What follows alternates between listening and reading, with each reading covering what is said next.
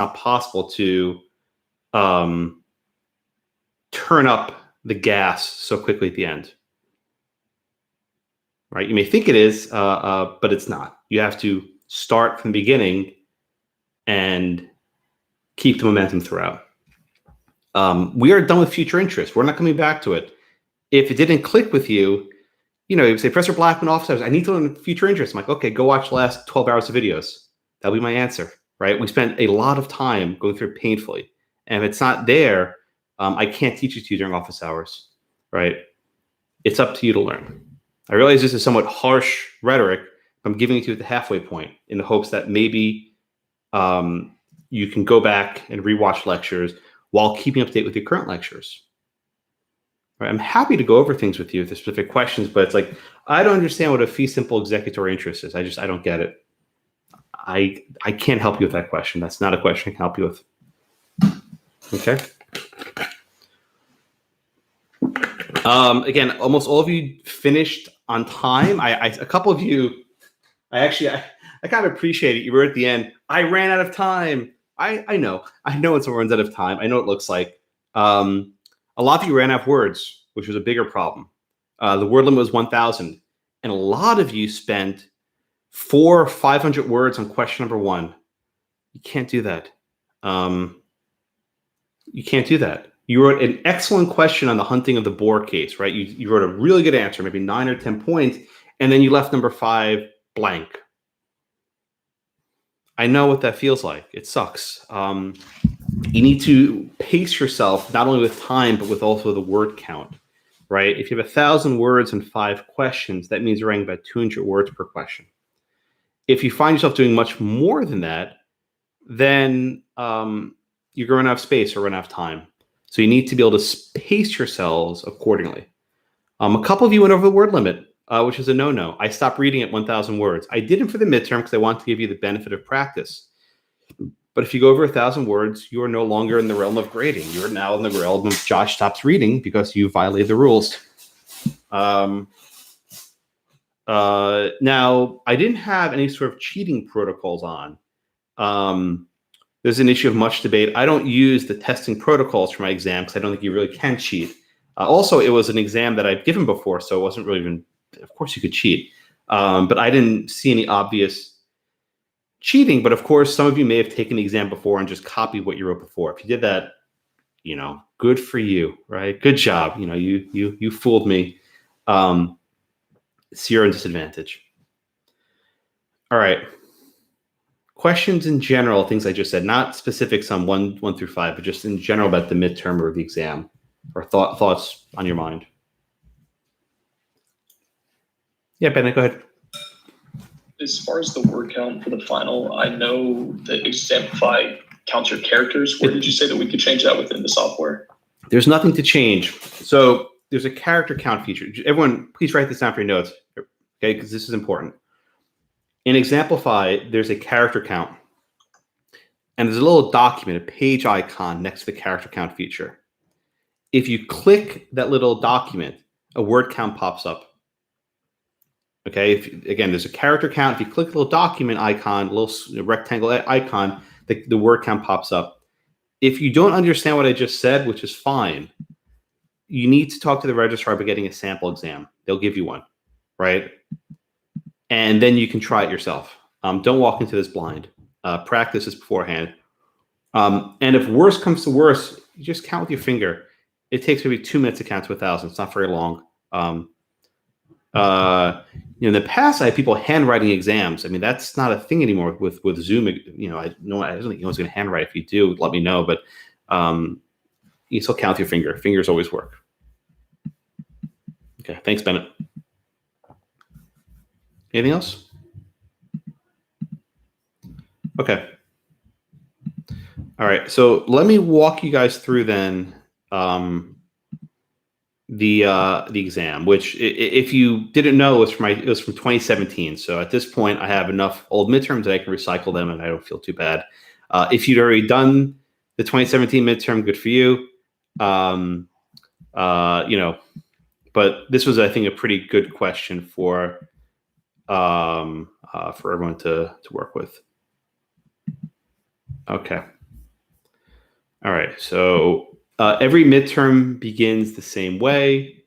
You have 90 minutes for one question. Okay. For the final, you're going to have 2 questions and you have 3 hours. So basically the midterm is 1/2 of the final. Okay.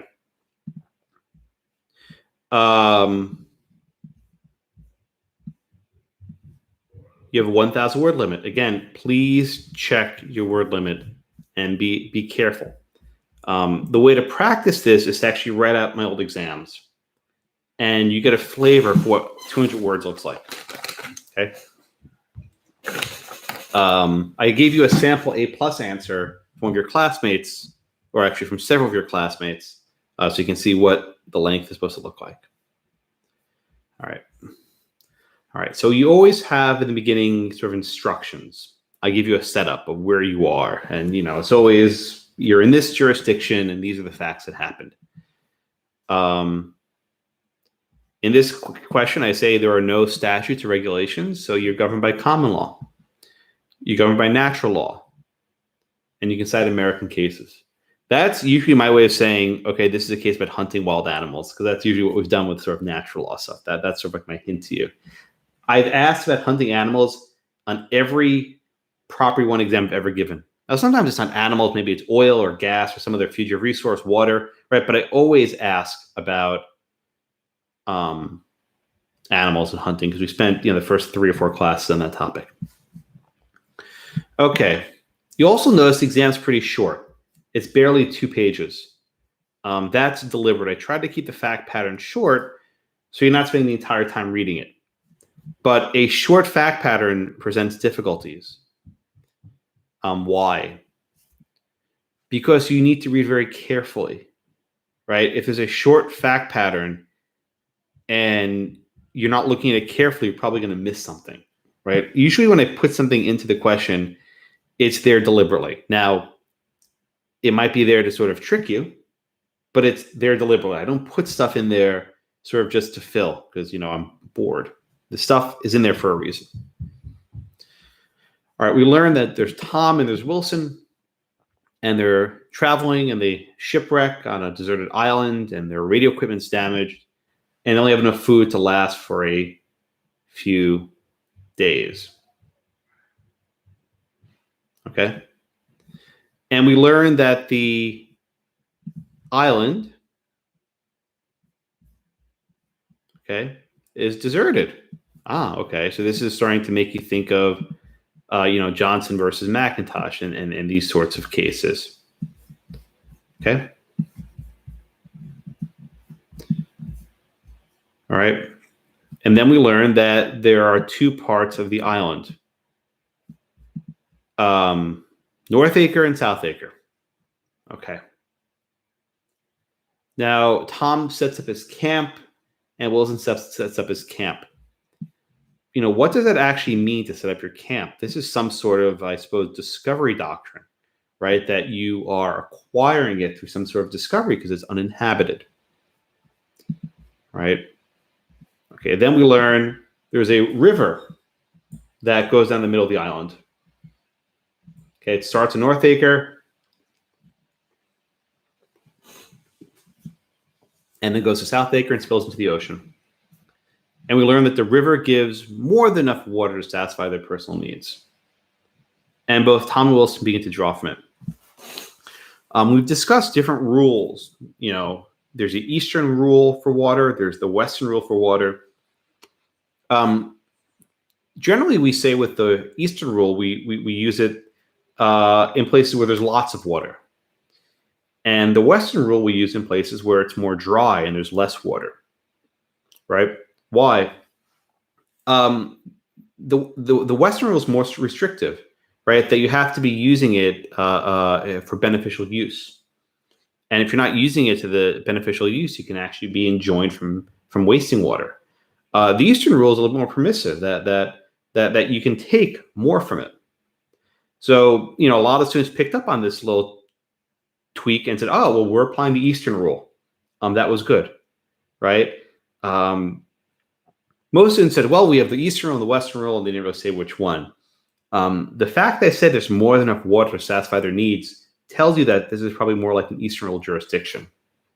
That's why I'm giving you these sort of hints that I put these little sort of Easter eggs in the question to see if you're picking up on them. Okay. All right, next paragraph. Wilson discovers that the South Acre is inhabited by a pack of wild boars. Okay, good. So there's food there, right? At dawn, he begins tracking a boar, right? So this is an elaborate hunt. He made a spear out of a branch with a rock attached to the tip. Okay. He throws the spear at the boar. Now look very carefully. I said, so he threw the spear at the boar and it grazed the beast's tail. All right. So we've done a lot of cases about hunting. We did Pearson. We did Ganby Rich, the whale case, right? We did Keeble, the duck case, right? We did a lot of hunting cases. Those cases recognize that in some cases, you don't always have to physically capture the animal with your hand. It might be sufficient to wound it. So if you throw a lance at a whale and you graze it with your mark, right, that might be enough to capture it. But the reason why there's such a strange rule for whales is because of this custom where you can't physically capture a boar with your hands, right? You can't, throw a spear through a whale and kill it. You have to sort of hit it, hope the thing blows up, and then it dies maybe a couple of days later and washes ashore. For hunting a boar, though, I don't think that custom would follow because you can throw the spear right through the boar and kill it. But he just missed, right? It was a bad throw. He only grazed the tail. And grazing a tail, in my mind at least, is not going to be enough for mancupation, physical capture. It's not going to be enough. A lot of people said it was. I don't think that's true, but it's the facts there probably lean towards not enough for capture. If you have any doubt, the next sentence says he was frightened. He starts running away. The hunter, Wilson, did not deprive the boar of his natural liberty. Remember that phrase from Pearson, right? He was able to get up and go. Or imagine you throw a spear at him and it wounded him. He couldn't get up. Okay, that might be enough. But not here.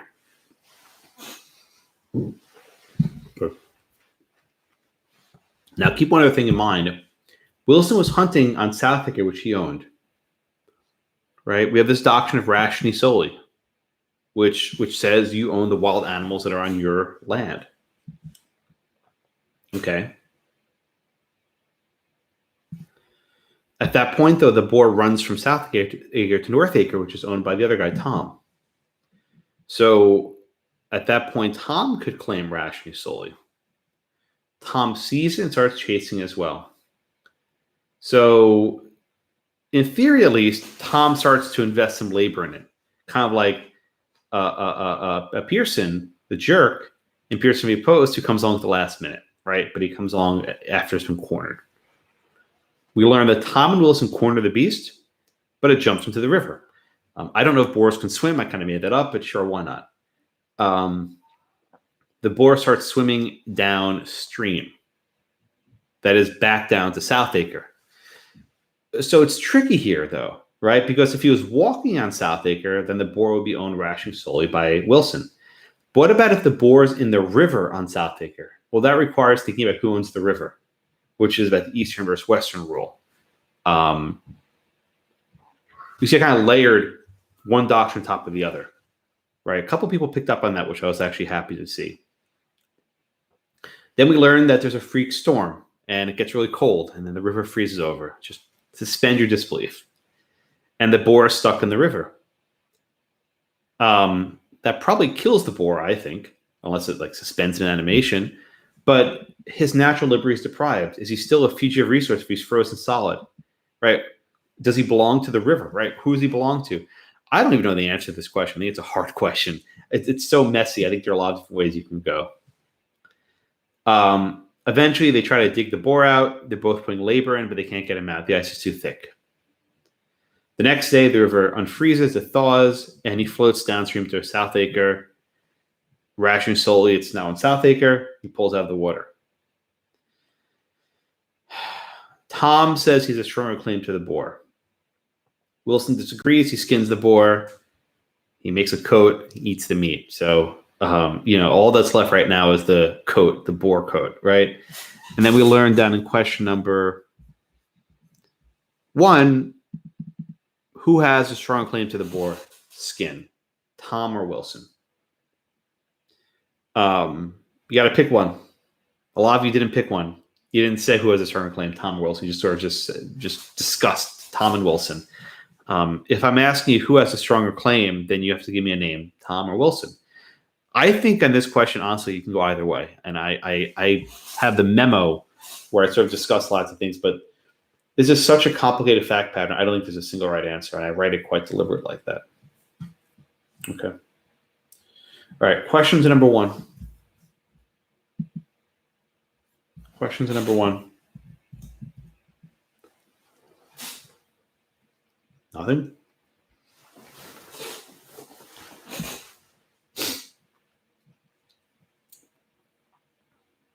Okay, Bennett, go ahead. Are you giving points for naming specific cases and specifying exactly which rule we're citing to? Of course. Comments on here. You're saying, okay. Of course. Why wouldn't I? I mean, this is it's a 1L pathology, and I think I've never understood it. In every legal writing memo you ever have to write, you need to give cases and discuss which rules your cases are coming from. I follow the same practice, right? Okay. We spend 90% of this semester going over cases. So it's not just enough to say Pearson.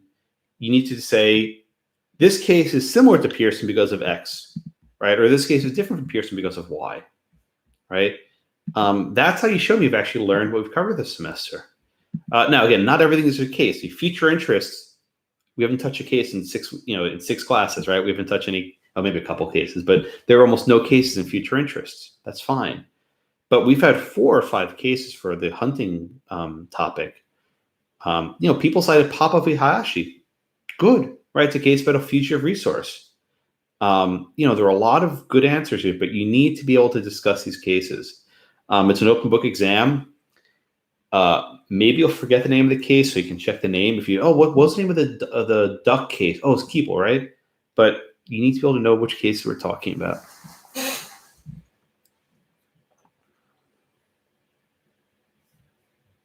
What else?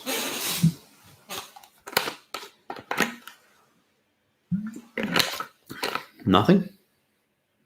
Yes, Tyler, go ahead.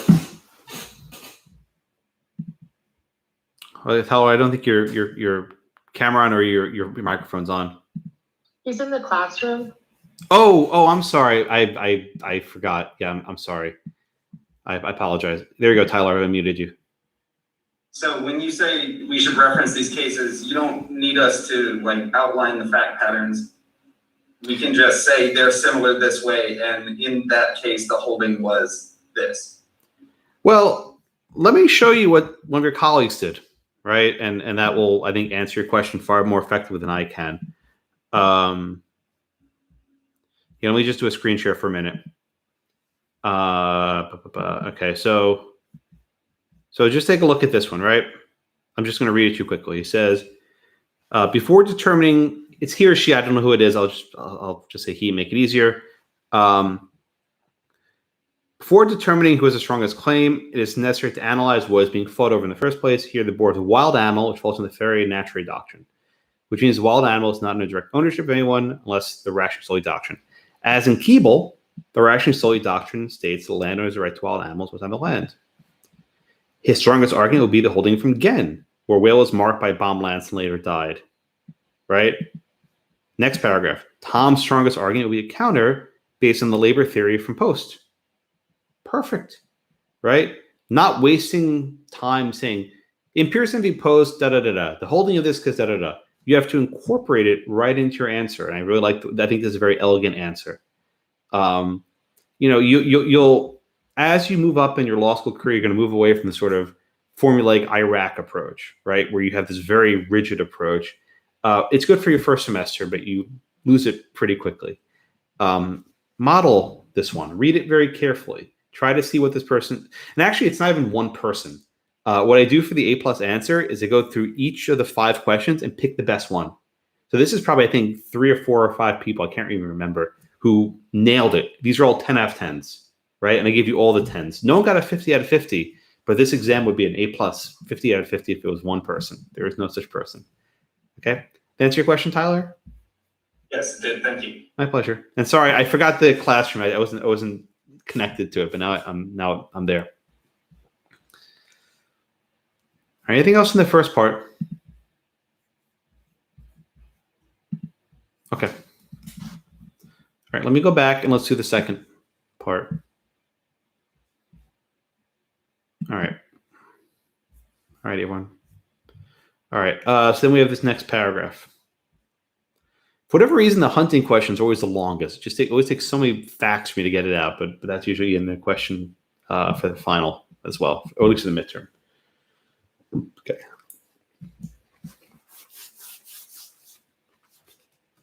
Okay. We learned that the rocky soil in North Acre was dry, but the soil in South Acre was very fertile.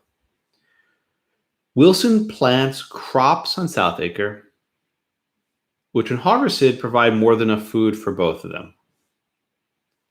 And then Wilson relies on the water to irrigate the crops, on the river to water the crops. Tom is bitter about the bore,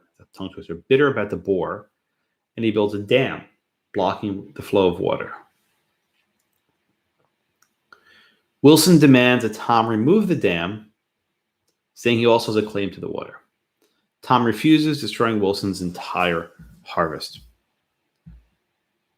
Okay? So this is the water question is actually question 5, right? I don't always put them in order that they appear in because the fact pattern doesn't always work like that.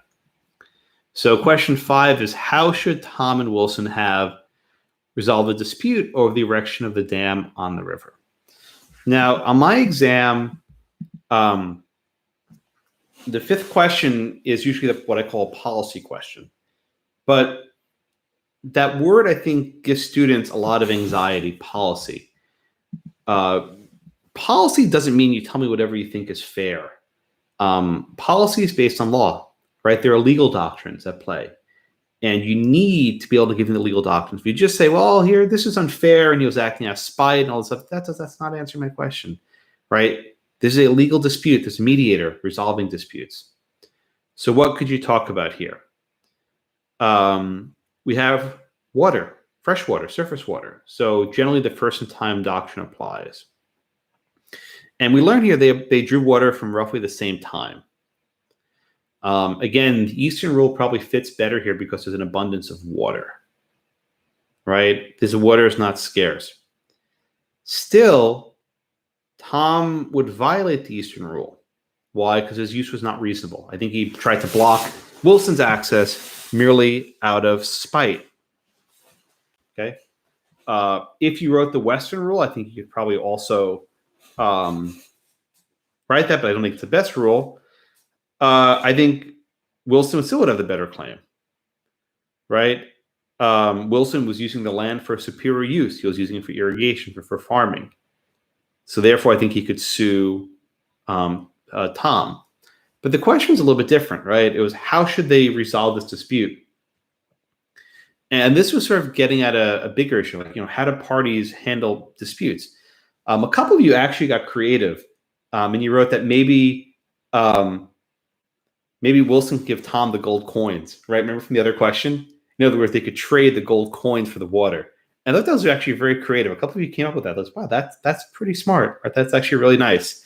You actually consider the fact pattern as a whole when you answer that question. Maybe short of that, I'm forgetting their names. I'm blanking their names.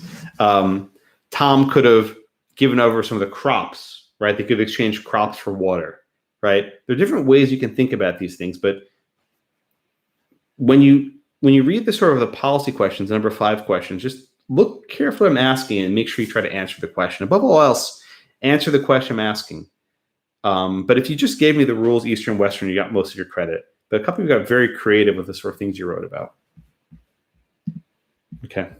Question to number 2, or well, the second question, which was number 5.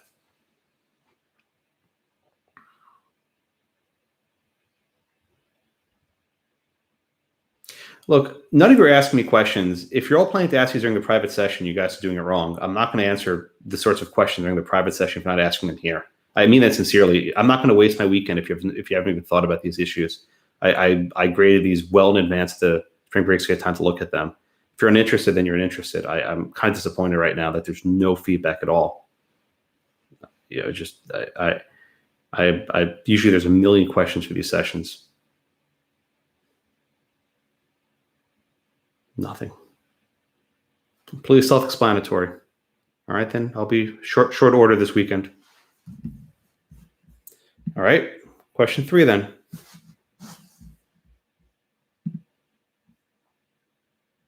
Where is it?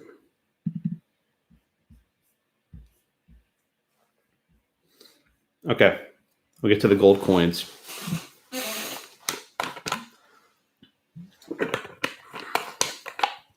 Okay, left without anything to eat, Tom begins to forage the beach on North Acre for food. Okay, so he's digging in the sand. Okay, he finds a buried chest. Now, there was a note in the book, which a couple of you picked up on, about treasure trove. I don't think I even mentioned in class. I don't have time to mention everything, but there is a doctrine called treasure trove.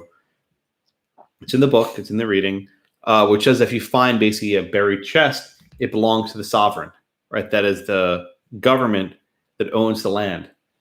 That doesn't work so well on a deserted island. We have no idea who the sovereign even is. But a couple of you mentioned the treasure trove doctrine, which is good because it shows that you're reading carefully and that you picked up on stuff that I didn't have necessarily made a point about in class. I don't have time to talk about everything. All right. So pay close attention to what happens. He doesn't take the chest out of the sand. Okay. He opens the lid and he finds that it was full of gold coins. He also doesn't take the coins out of the chest. He leaves it in the soil.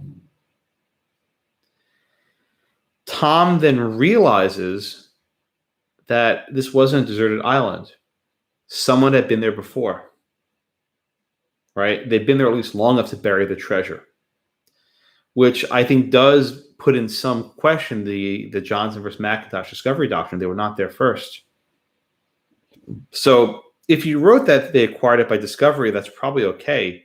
But did anyone pick up on this? I don't think anyone actually picked up on this point, but I was expecting someone to say it wasn't deserted because there have been people there before, so Johnson doesn't apply, which does complicate the question, doesn't it? Again, these are little facts I buried that are designed to pick up on people really paying close attention. All right, we learned the sun is setting, and Tom says, "Okay, I'll wait till the morning comes to, to get the coins." But of course, while Tom is sleeping, Wilson, the other guy, by the way, if you didn't get the reference, did you ever see the movie Castaway with Tom Hanks? Anyway, it's a movie called Castaway with Tom Hanks where he was a FedEx employee who shipwrecks on a deserted island in the Pacific, and his only friend was a volleyball named Wilson. He finds his volleyball and he sort of puts his handprint on it with blood, and then it's his friend named Wilson. Angelina, just 1 minute, almost done. Wilson crosses the mountain, removes all the gold coins, and leaves a chest buried in the sand. Wilson then buries the gold coins in the sands of South Acre. Tom demands Wilson return the coins. Wilson refuses. So now we have question number 2. I'm asking you 2 things, and you have to answer both of them. If you only did one, you need to get full credit. What is Tom's strongest claim? And what is Wilson's strongest claim? I wasn't asking who had the stronger claim. I was asking what is the strongest claim for each of them. Okay. Angelina, go ahead. I know your hand was up. Okay, so when I got to this question, one of the things that I was trying to figure out, what case to use or, how to make a strong case. When it came to the gold coins and the treasure chest, I was remembering the case, I can't remember it on the top of my mind, but where the ship was inside of and underneath that person's property, yep. And they were trying to figure it out. Well, in that case, in this case, the chest itself was the thing that was buried, and the coins were not. So I was wondering, like, what you thought about evaluating the chest itself as in comparison to the boat, but then the coins, technically, which I don't remember that he even touched. I don't think. Nope, he did. He did not. He did not. But I know that you said, we can't use the capture is for animals. So That's right. I do that. So I don't know what I used, but basically he put the guy that did get the coins, he put them in his yard. Would that on his land buried, would that be similar to it being in your land as well? Let me go over it. You're asking me a lot of really good questions, but let me talk a little bit, and if I don't answer your question, I'll come back to it, I promise, okay? Okay. All right, so this was a doozy of a fine question. This was not easy for a lot of reasons. So a couple things to think about, right? First off, was he digging up property he owned, right? A lot of these cases turn whether a person owns the property. Tom could possibly claim ownership over Northacre by the discovery doctrine, Johnson against McIntosh. But he wasn't there first. He didn't discover it, right? Someone was there long enough to bury a thing of treasure. So it's not clear that the rule governing who owns it applies. But I don't think anyone picked up on that point, which was just fine. I don't expect everyone to get everything in exams. It's just not possible. All right, so then he starts digging. And Angelina, I think, picked up on the key question. What exactly did he find? Right? Did he find the chest or did he find the coins? He definitely touched the chest because he opened up the lid, but he never actually touched the coins. Here you look at Army versus Delamere, right? You can talk about South Staffordshire and Ellsbrig, right? About the ring and the boat case, right? Is it attached to the property? Who owns it? But you should not be talking about the capture cases. So many students wrote about the capture cases that he didn't physically touch us, so he didn't have physical capture. I warned you in class, didn't I? Go back and look at your notes that when we do the midterm, someone will discuss the animal cases for finding lost property. Remember I said that? And about a dozen of you did it. It's no matter how many times I give the warning every semester, it's the same result. So I know what to expect. The animal cases are for fugitive resources. Oil, water, foxes, whatever, whales. We're talking about lost property, inanimate objects that are not from nature, right? Man-made things, a treasure chest and coins. So you have to discuss the right cases. Another relevant case would be McAvoy versus Medina, right? Was this property lost or abandoned?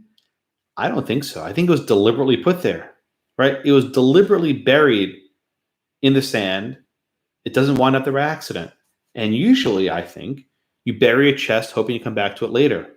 This wasn't buried for 5,000 years or however old the boat was, 2,000 years. It was put there for some period of time for a pirate or whatever to come back and get it later. Now, maybe they forgot about it. Maybe they died. Who knows? But this was not abandoned. It wasn't mislaid. It was put there quite deliberately. One second, Derek. I'll to you in a second. If you had discussed any of these issues, I would have given credit. I don't even care which way you come out. But if you talked about animal stuff, I dinged you on points. If you talk about rationing solely, which is a doctrine for wild animals, I dinged you points. Right? You need to know your doctrines. This is why your outlines are only so useful. You need to know where these rules fit in. Okay, Derek, go ahead.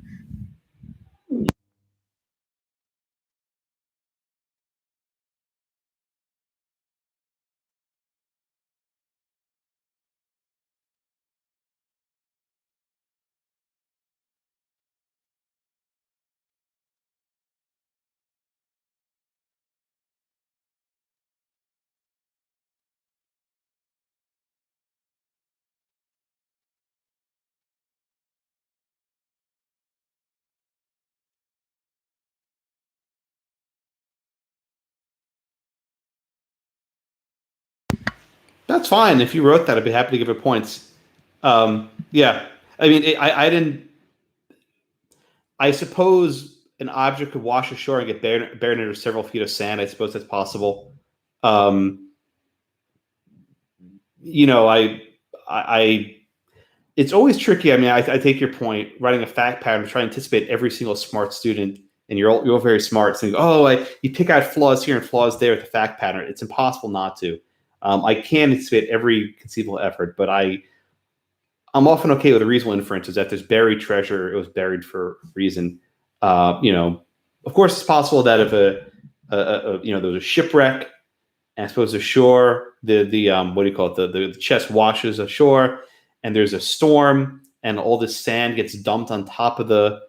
Okay, fine. If you wrote that, I'd be happy to give it credit. All right, Matt. I'm not going to waste all my words on that, but I was just explaining Okay. my thought process. Thanks, Derek. All right, Matthew, go ahead. Are you in the classrooms? Yeah, okay, I see you up there. Go ahead, Matthew.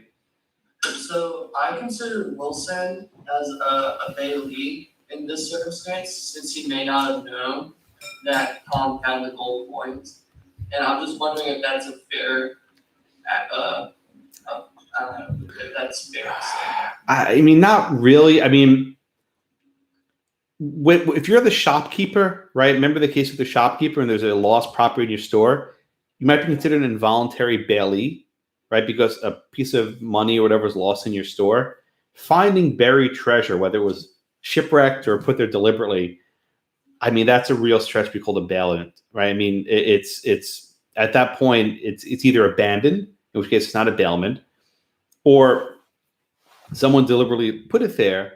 But I don't think a person who found a shipwrecked island would have some sort of duty of care for it. So I don't think that's the best answer. There's so many other stronger answers you could put there. Okay, gotcha. Right. I mean, I suppose if Derek's right and this was in fact someone shipwrecked and it was buried under 5 feet of sand by the forces of nature, and you found it and you knew that there was someone perhaps coming back for you, hold on to it. But there's a lot of inferences you have to draw to get there. Harrison, go ahead. Just had one clarification question. Does mislaid mean stolen or misplaced? So mislaid would mean, I went to the counter to pay my bill. I put my wallet on the bill on the counter. I paid it, and then I got distracted and I forgot my wallet there. I think that's what mislaid would be. Okay. Nothing to do with being stolen. Okay, thanks. All right, questions on the coin case. Again, you had Armory, you had Hannah versus Peel, you had the South Staffordshire versus Sharman, you had Ells versus Brig Gas, you had McAvoy versus Medina, you had Treasure Trove. You had 5 or 6 different things you could have talked about here. So there were a lot of places you could go. No one got a perfect. I mean, people got 10s, right? But there was no perfect answer that got everything I was looking for. No one got it. Tyler in the classroom. I'll put you off mute. Yeah, go ahead, sir. Do you have a preference for us to refer to rules that we learned from cases? Because I know there were a few notes on owning, everything on and under the land and attached to the property, as long as you are aware of and have an intent to, manifest control over it. But from what you're saying right now, it sounds like you would prefer that we talk about rules that we've learned from cases that we studied. Well, not all rules come from cases. Treasure Trove wasn't in a case. So the answer is wherever the rule came from. If a rule came from a case, talk about the case. If it's not from a case, talk about where, to state the rule. Okay. I mean, it's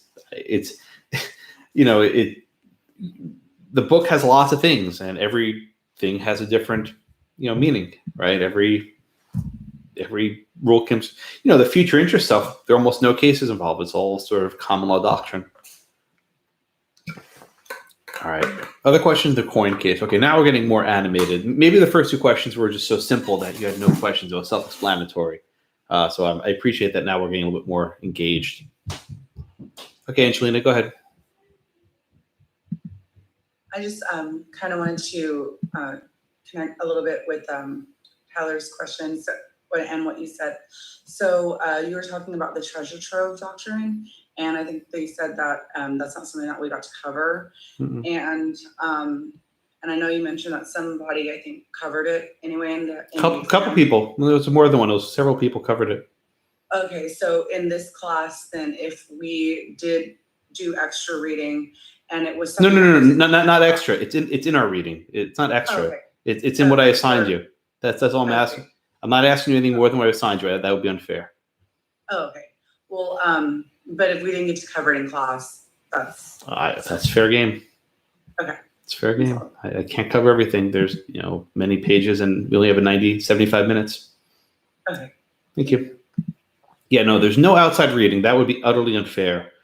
I have that issue in con law and constitutional law. Students often bring in stuff they learned in undergrad. And it's always tricky at grading that because it might be a correct answer that we didn't cover. And often it's incorrect stuff we didn't cover, which is really problematic.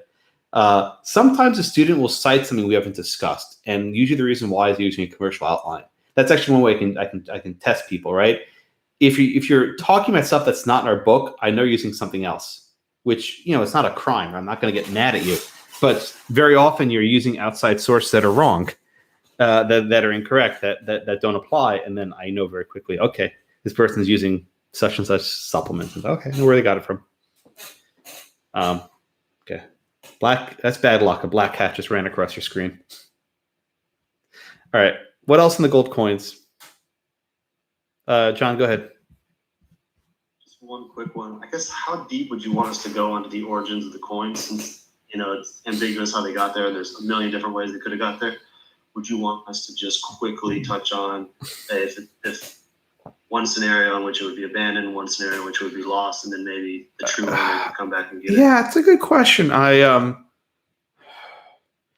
don't know. I don't have a right answer for you. Everyone does different things, and it's hard for me to tell you on this question what I expect because I think there's such a wide range of answers. Let me answer your question more generally, That's fine. John. Just kind of Yeah, it's a good question. Just I can't think of it. Let me just talk of the difference between like a 10, a 9, an 8, a 7, a 6, and a 5, right? And this might be a good example, right? What would be a 10 out of 10 on this question with the coins? I think you need to talk about the leading cases: Armory, Hannah, probably Sharman and Ellsbury gas case, right? Or at least most of those cases. I think you should talk about whether he owned the property, about whether the box was attached to the soil. Were the coins attached or the box attached to the soil, which I think does make a little bit of a difference. Was it lost property? Was it mislaid property? Maybe it was buried there. Perhaps it's a different answer, I suppose. Who has superior title, right? That would be a 10. Now, maybe a 9 is maybe you talk about a couple of those cases, but you don't talk about it being attached to the soil, right? And maybe the 8 cases, maybe you talk about 1 or 2 of those cases, and maybe you mention that the box was attached, but you don't really mention the coins. And then for 7, maybe just you discuss what the role in Armory was, the role in Hannah was, right? And then maybe a 6 would be, you don't mention any of the cases, but you say, first in time, first in the right, whoever finds a stronger claim. And then 5 and below is you don't even get that far. So you're not shooting for perfection, and it never happens because the answers always have more than you can possibly fit in 200 words, which is one of the reasons I have a word count. But you can see the different grades of how you go from a 5 to a 10. And once you're below a 5, you're in trouble. I don't usually get 4s and 3s and 2s. Occasionally I do, but it's usually once you're below a 5, it's not going to work. But that's how I usually think about the rubric when I grade it. Okay, thanks, John. Yeah, Asral, go ahead. Josh, I'm just confused as to what Tom's actual interest is, because I didn't see it as mislaid property, lost property. It was on his property, but I just was having difficulty understanding what his actual interest in the coins were. Right. So it was found on his property, right?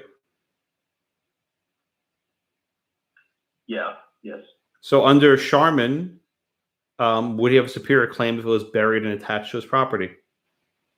If it's his property, yes, because there's obviously somebody there before, but yeah. If it's right. So if you wrote that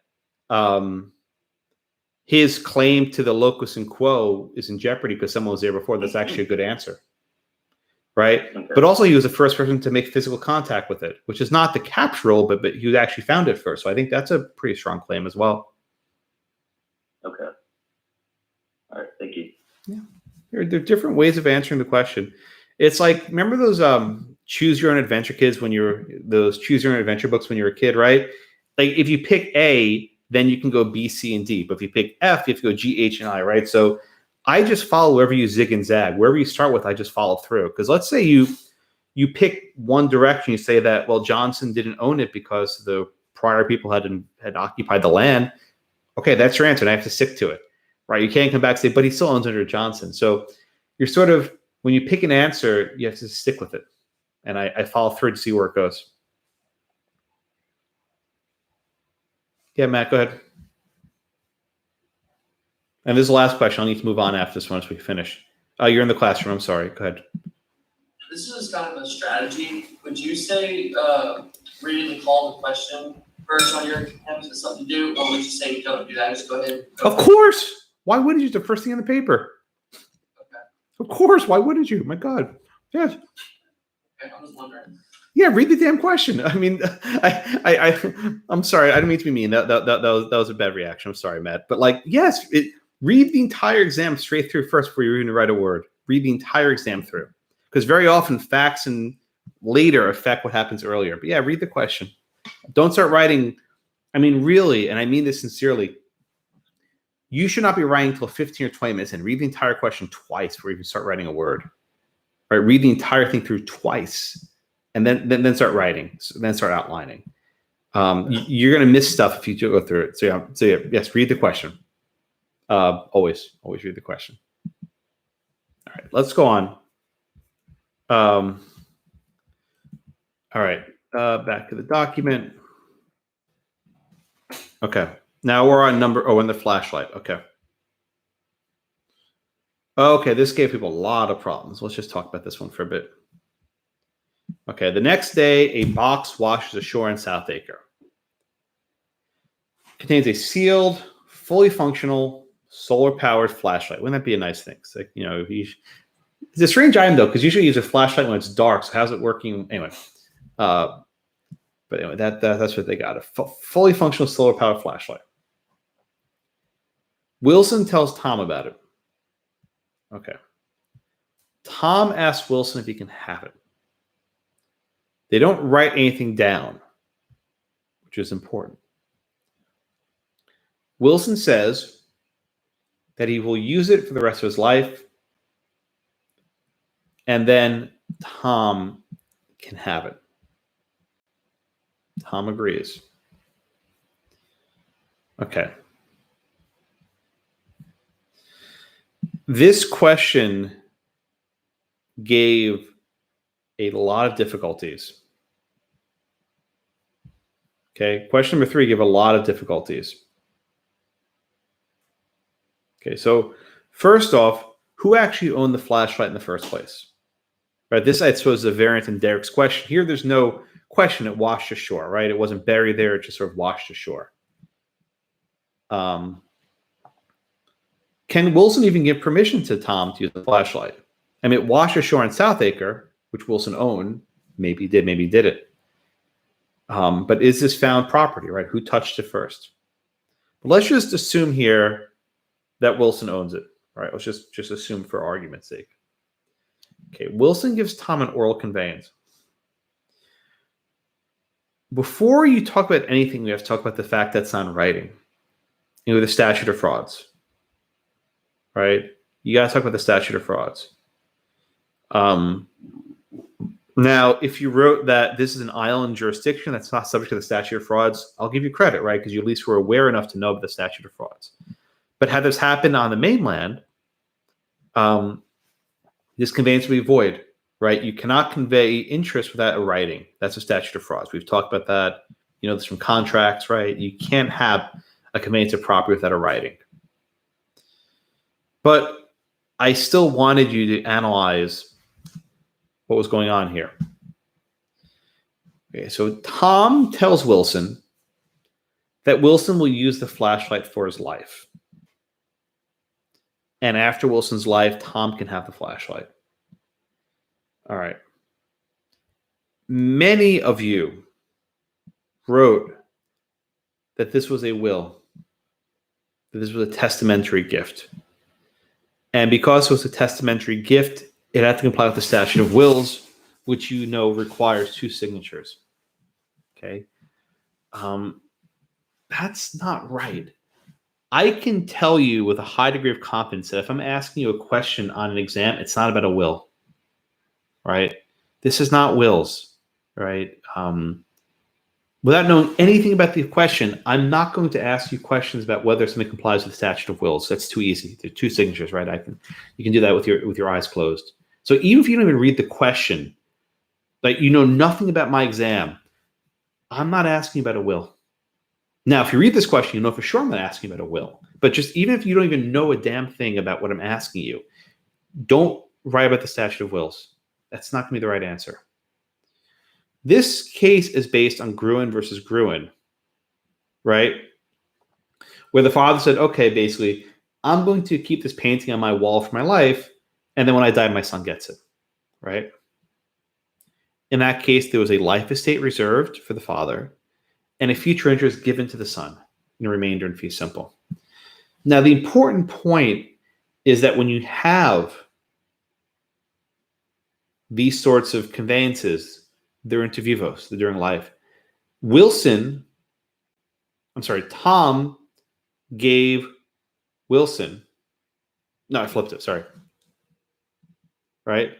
Tom gave Wilson an interest. It was a future interest that was given in the present. Okay? Wilson, oh, did I flip the names? I think I might flip the names. Oh, no, did I?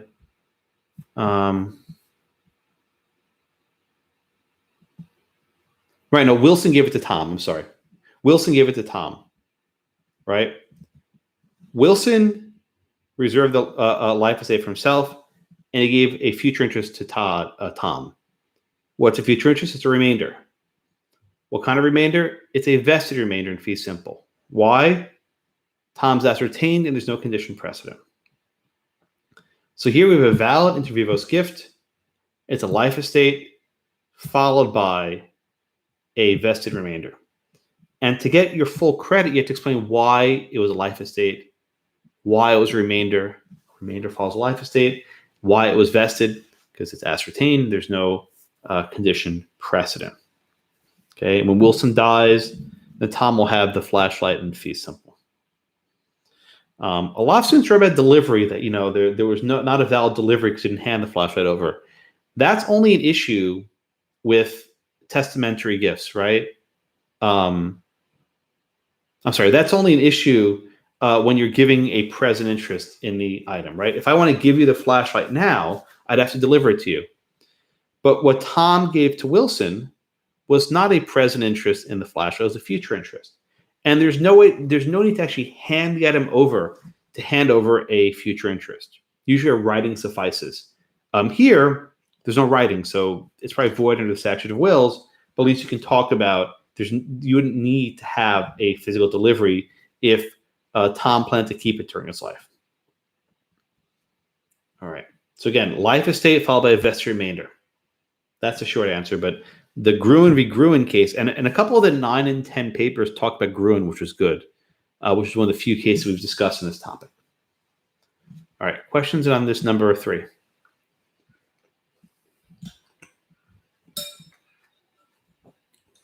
Yeah, Josh, so. Hold on, just got to raise your hand. I can't have people just start talking. Okay, I see Azrael first, then Bennett.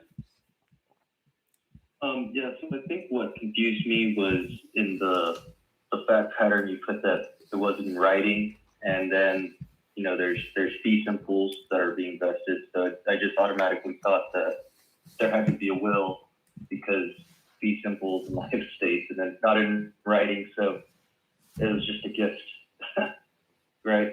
I mean, You cannot presume there's a will. You can't presume that. There's nothing in there to tell you that there's a will. He found the flashlight. He couldn't have possibly had a will for the flashlight because the flashlight was only found a few minutes ago. So yeah, you can't presume that. Yeah, Bennett, go ahead.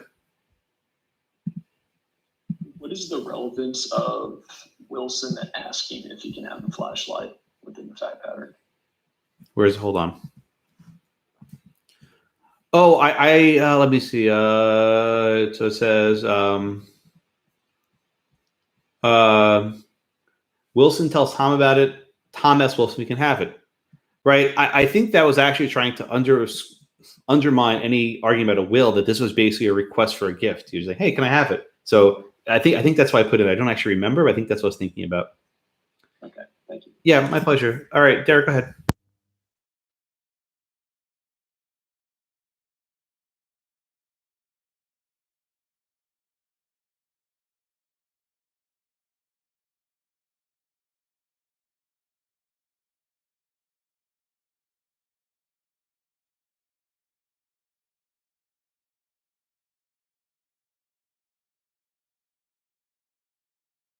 So thanks, Derek, for that question.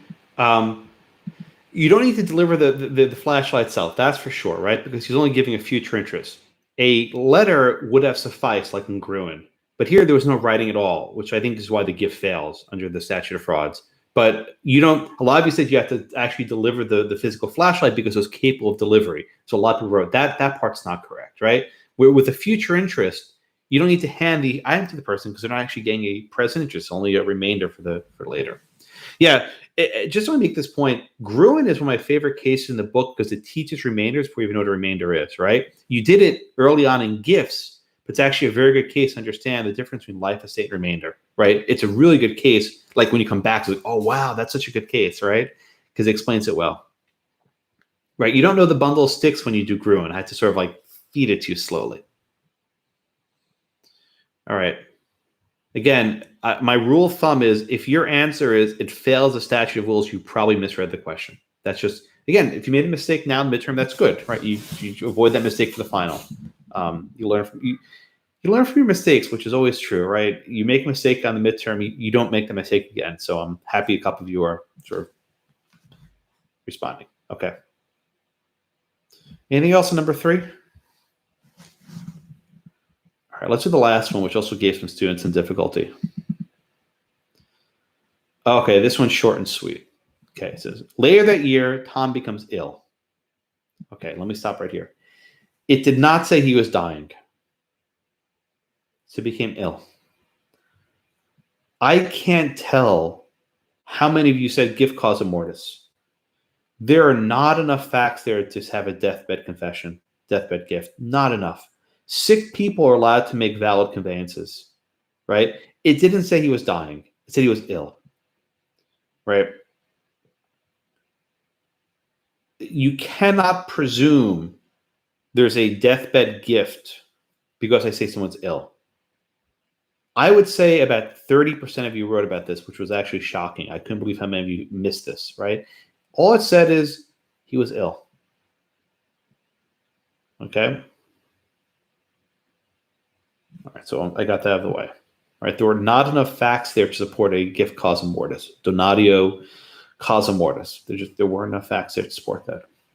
Okay, he writes something, which is good. So now we have a writing, and that will comply with the statute of wills. Sorry, screwed up. The statute of frauds. And he wrote, I will continue to live on Northacre, but if I die, then to Wilson and his heirs. Wilson accepts the conveyance. Okay. This is not a will, right? With a will, you write something and you hold on to it. You can rip it up at any point, right? A will is not final till you die. Because once you're dead, you can't change it anymore. Here, he writes a conveyance and gives it to him. There's the delivery, right? This is the actual delivery like in Gruen, right? There's no symbolic delivery. I'm sorry, there's no actual delivery because it's a future interest, but he hands him the conveyance. Again, this is best read as giving him a future interest in the present, right? This is not a testamentary gift. It's a valid interviewer's gift. It's in writing. He gives him symbolic delivery with a letter. This is just like Gruen v. Gruen. In fact, it's much closer because it's in writing. Now, the language here, I wrote it in a way to sort of trip you up. And a lot of you got tripped up very quickly. I didn't write it like a lawyer would, from O to A for life, then to B and his heirs, right? That would have been too easy. I wrote, I, that is Tom, I will continue to live on Northacre, comma, but if I die, comma, then to Wilson and his heirs. Most of you got correct that Tom reserved a life estate for himself. Most of you got that one. That was the easy part. Then you saw this phrase, but if, and then you just went all over the place. Oh my God, Josh, but if, that means a fee simple subject to condition subsequent. Not even close. Not even close, right? There's no fee simple there. That's not what that is, right? There's no fee simple subject to condition subsequent. And indeed, we have a future interest in Wilson, which can't be the fee simple because that's a present interest. So that's wrong in all sorts of ways. A lot of you said, aha, Wilson's a remainder, but it's contingent. Why? Well, Wilson's ascertained, but there's a condition precedent, the but if I die, right? No. But if I die is not a condition precedent. It's a natural termination. It's just a life estate. It's when I die, it goes to someone else.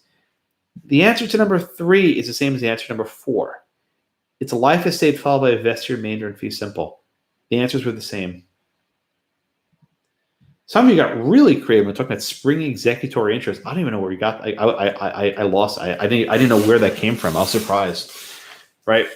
But you have to be very careful with these conveyances. I'm not going to write them in the way you want me to write them. You need to think very carefully what's going on. In fact, I think I even said in class that I can give you a life estate framed in this fashion. I said, when I die, sort of just funny language. You need to be attuned to it. Okay? So again, life estate, vested remainder. Simple. Very straightforward. All right. Questions on number 4.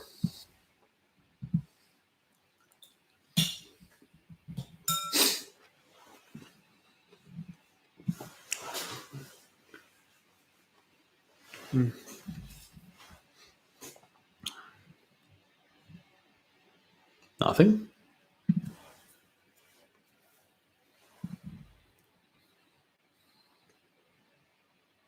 Nothing in number 4. Really? Okay, Bennett, go ahead. Not necessarily number 4, but Smart.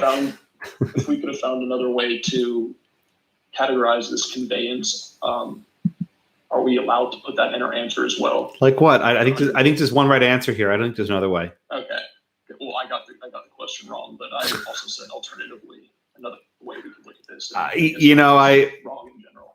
I don't know that there's an alternative for future interest questions. I mean, I asked you, what are the present and future interests in Northacre? I think that's a pretty straightforward question. There's one right answer, and that was the answer I gave you. I mean, I know law students like alternatively because they can sort of just hedge their bets and hope they get points. Not in this question. There's going to be a right answer to a future interest question because you have to know who owns it. Marissa, go ahead. Okay, I'm glad you answered. Okay, good. Tyler in the classroom, let me put the thing on. Go ahead, sir. So when we're talking about transferring property to another person, it's only a fee simple if it's transferred through a will. It's only considered fee simple if it's transferred through a will. Otherwise, no. You can transfer a fee simple through inter vivos. Why would that only be through a will? I'm sorry. Transferring the property after your death. Okay, so let's be very careful when we say transferring the property.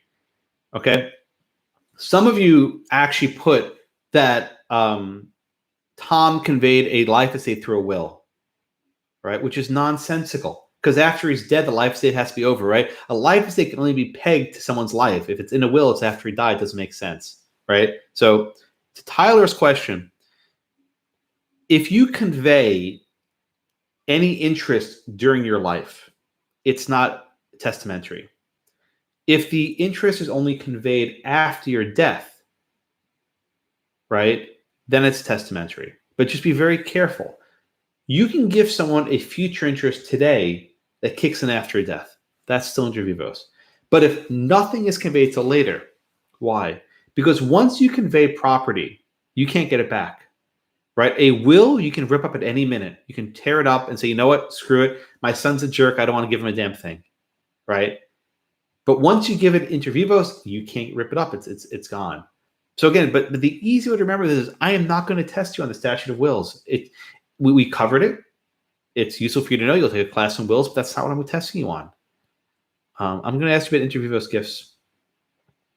All right. So when someone has fee simple, they have the entire bundle of sticks. Their potential heirs have no interest in the fee simple, correct? Again, don't say potential heirs. It's not wrong, but your heirs aren't set till after you die. So a person is not an heir till you're dead, till the person's dead.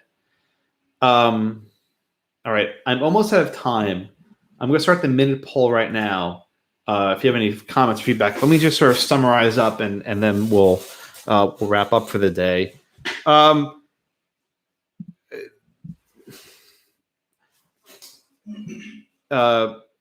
Again, on the whole, I thought the exams were okay. The future interest questions were shaky. The things that people got wrong were primarily they messed up the testamentary versus inter vivos. They thought it was a contingent remainder, right?